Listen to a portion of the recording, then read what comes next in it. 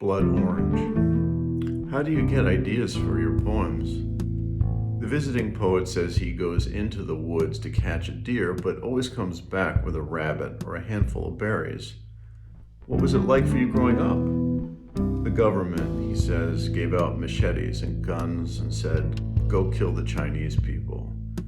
He and his family had to flee the country. The visiting poet. Black hair, thick frame glasses, jeans, black Doc Martens. The visiting poet's voice sounds like the wind that rises around you when you are alone in the woods. Will you read one of your poems for us? He will not read any of his poems aloud. Our librarian, who asked if he would, holds his book to her chest and stiffens. The poems, he says, are not that good. Reading poems aloud is increasingly difficult. He wants to conserve breath.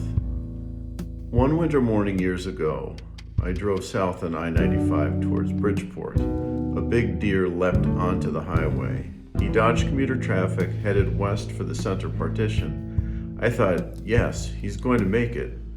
On hall duty and later that night in New Haven, not far from Harold Bloom's house, not far from the other side of Prospect Street, where teenagers like my students sold crack, and nightly gunfire popped and faded into familiarity, I wrote my deer poem. After the visiting poet left, I talked to John how good it was to talk like that to a poet, to consider a poem as a score of music, and when it is read aloud, it is the breath of death, and how the deer is still out there alone, shivering early morning in March, but he knows spring is close. He lifts his head up towards a branch. He munches a bud. I told John about the fate of my deer, how the two stanzas were lost. I could resurrect them, make a new poem, toss in a blood orange like a grenade. John shared one yesterday, the skin spattered darker, not a hunter's orange.